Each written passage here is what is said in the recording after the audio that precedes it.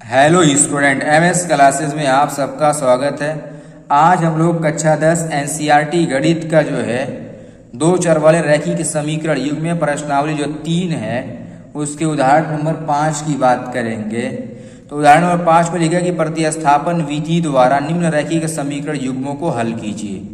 Question कह रहा है कि जो हमारा समीकरण होता है इसको प्रतिस्थापन विधि के माध्यम से हल करना है। तो यहाँ पर सबसे पहले मैं बता दूं प्रतिस्थापन विधि से कैसे हल करना है। अब जैसे यहाँ पर एक समीकरण दे दे कि x प्लस वाई बराबर 2 और यहाँ पर कोई समीकरण दे दे कि x प्लस 2y बराबर 1, तो प्रतिस्थापन का मतलब ये होता है कि इसमें से x या y का x का या y को किसी एक को पक्षांतर कर दो। इधर लेफ्ट साइड में हमने x को पक्षांतर कर लिया तो ये x का मान मिल गया, y को पक्षांतर करेंगे तो y का मान मिलेगा। तो कोई भी मान इधर से इधर पक्षांतर कर लेंगे और अब क्या करेंगे, ये वाला मान इस वाले समीकरण में रखा जाएगा। अब जब ये वाला मान इसके समीकरण में रखेंगे तो ये पूरा पद देखिए y के पद में हो जाएगा। अब रख करके देख लो, यहाँ पर कितना x की जगह कितना रखना है, 2 माइनस वाई प्लस 2y बराबर 1, और यहाँ पर देखिए y यहाँ पर 2 प्लस वाई बराबर 1 हो गया। y का अगर मान निकालना होगा तो कितना होगा, y बराबर ये 1 और ये इधर जाएगा तो -2। आपको जो y का मान मिल गया वो -1 मिल गया, ये हमें y का मान मिल गया। तो इस तरीके इसको बोलते हैं प्रतिस्थापन विधि, यानी किसी एक समीकरण को जो है उसको उसमें से x का या y का मान पहले निकालकर दूसरे समीकरण में उसको रखना, यही प्रतिस्थापन विधि की प्रक्रिया है। अब जब ये वाला मान निकल जाए तो ये वाला मान आप ला करके समीकरण नंबर इसमें या समीकरण इसमें दोनों में से किसी समीकरण में अगर रख लेते हैं तो आपको जो है x का भी मान मिल जाएगा। इस तरीके से दोनों का x और y का दोनों का मान हम लोग को प्रतिस्थापन विधि के माध्यम से मिल जाता है। तो आइए जो है हम लोग जो हमारा प्रश्न है इसको हल करते हैं। देखिए हमारा प्रश्न ये है कि 7x माइनस 15y बराबर 2 और दूसरा समीकरण है कि x प्लस 2y बराबर 3 और इसको समीकरण नंबर 1 और इसको समीकरण नंबर 2 बना लेंगे। अब हम किसी भी समीकरण से, चाहे समीकरण नंबर 1 से या समीकरण नंबर 2 से, दोनों में से किसी को जो है पक्षांतर करके इसको करेंगे। अब देखिए मैं यहाँ पर क्या कर रहा हूँ, समीकरण नंबर 2 को ले रहा हूँ, समीकरण 2 से बनाऊंगा। देखिएगा ध्यान से, समीकरण 2 से पक्षांतर किसको करेंगे तो x को इधर ही रहने देंगे, 2y वाले को उठा के इस साइड कर देंगे। तो यहाँ से हम लोग को मिल जाएगा कि x बराबर, ये 3 तो पहले ही से अपनी जगह पर है, 2y इधर प्लस में इधर जाएगा तो क्या हो जाएगा, माइनस में हो जाएगा 2y, और इसको जो भी लेंगे इसको समीकरण नंबर 3 बना लिया जाएगा, समीकरण नंबर 3 बना लेंगे। अब क्या करेंगे, समीकरण नंबर 3 का मान समीकरण नंबर 1 में रखेंगे। देखो जिससे बनाए रहेंगे उसमें कभी नहीं रखा जाएगा, कभी नहीं, जिससे आप बनाए हैं उसमें कभी मत रखिए। अब समीकरण नंबर जो 3 है इसका x का मान समीकरण नंबर 1 में रखेंगे, उसके बाद हल करेंगे। तो लिखेंगे यहाँ पर कि x का मान समीकरण 1 में रखने पर, समीकरण 1 में रखने पर ये हो जाएगा।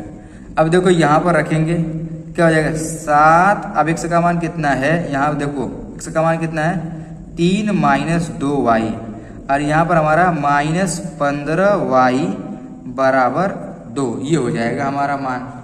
अब इस ब्रैकेट को तोड़ो पहले इससे, 7 त्रिक 21, अब इसका इसमें गुणा करो, 7 दूनी 14, ये हमारा 7 दूनी हो जाएगा 14, ये होगा 14।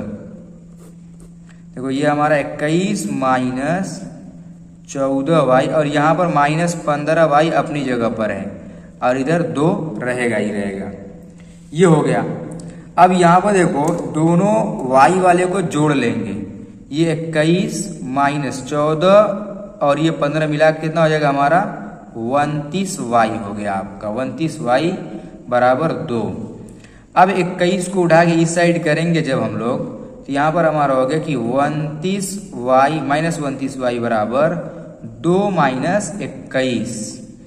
अब देखो यहाँ से तो 29 y बराबर जो हमें मिला वो कितना हो जाएगा, ये -19 है और यहाँ पर माइनस में y का मान निकालना है, तो y बराबर हमें मिल जाएगा 19 के बटा में 29। यहाँ पर माइनस है, यहाँ पर माइनस है, तो माइनस से माइनस आपका कट गया, क्या बचा आपका, जो बचा y बराबर 19 के बटा में 29। इस तरीके से जो है आपका y का मान निकल जाता है।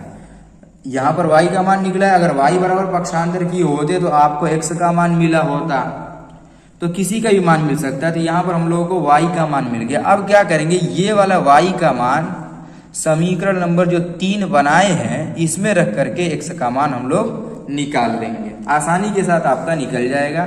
देखिए यहाँ पर रख रहे हैं, लिखेंगे कि y का मान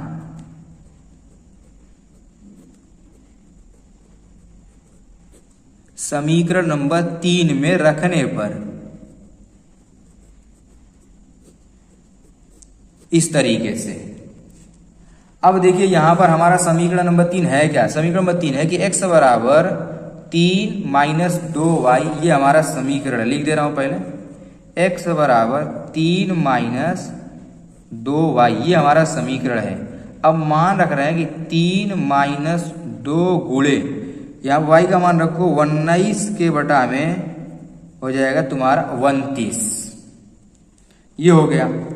अब इसमें जो x का मान आएगा वो क्या होगा, 3 माइनस, अब 19 का 2 में गुणा कर लेंगे तो कितना हो जाएगा, 38 हो गया, और ये हो गया हमारा 29।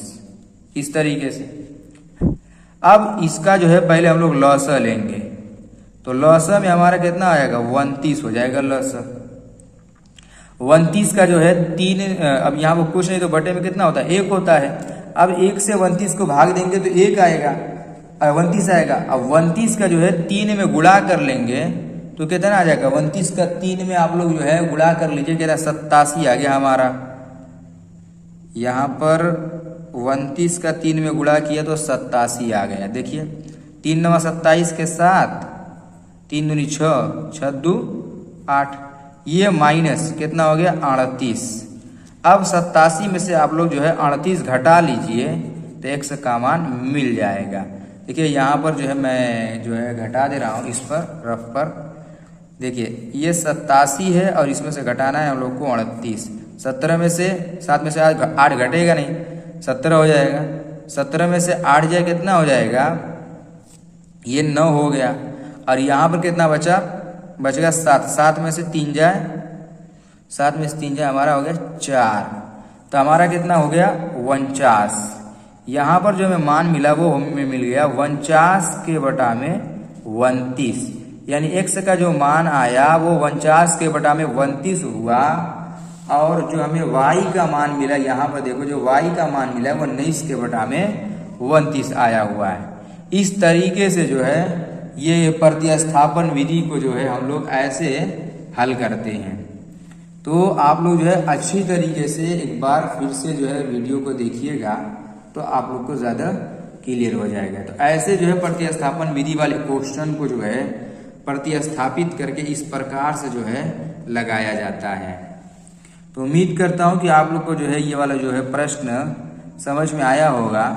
तो आप लोग इसको अच्छी तरीके से नोट्स पर लिख लीजिए ताकि जब परीक्षा में आए तो आप लोग इसको आसानी के साथ हल कर सको।